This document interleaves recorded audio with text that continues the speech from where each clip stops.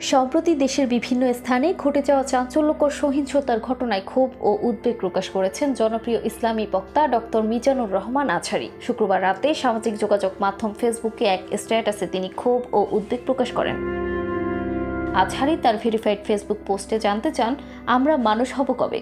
স্ট্যাটাসের কমেন্ট বক্সে আরও লেখেন, আহ কি নৃশংস দৃশ্য, কি বিভৎস, আমরা মানুষ হব কবে। ভিডিওটা দেখে সত্যিই ভাষা হারিয়ে ফেলেছি। মানুষ এত নিষ্ঠুর আর নির্দয় হতে পারে। তিনি আরও লেখেন, দুর্বৃত্তদের শক্ত হাতে দমন না করলে তারা এভাবেই নতুন বাংলাদেশের সম্ভাবনাকে নস্যাৎ করে দেবে। দিনের আলোয় জনসমক্ষে এমন নৃশংস হত্যাকাণ্ড ঘটিয়ে কেউ পার পেয়ে যেতে পারে না। এসব খুনি নৈরাজ্য সৃষ্টিকারী দৃষ্টান্তমূলক শাস্তির দাবি জানাই। আমরা সকল জুলুমের অবসান চাই। বাংলাদেশে এমন ঘটনার পুনরাবৃত্তি যেন আর কখনো না ঘটে। আমরা আমাদের জীবনের নিরাপত্তার নিশ্চয়তা চাই।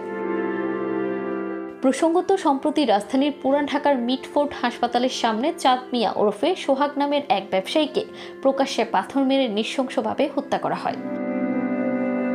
এছাড়া শুক্রবার দুপুর 2টার দিকে চাঁদপুর শহরের প্রফেসর পাড়ায় মোল্লাবাড়ি জামে মসজিদে জুমার নামাজের পর ইমাম মাওলানা আনম নুরুর রহমান মাদানীকে চাপাতি দিয়ে কুপিয়ে জখম করেন বিল্লাল হোসেন নামে এক মুসল্লি। ইমামের জুমার খুতবা পছন্দ না হয় নামাজ শেষে ওই মুসল্লি এই বর্বর হামলা চালান।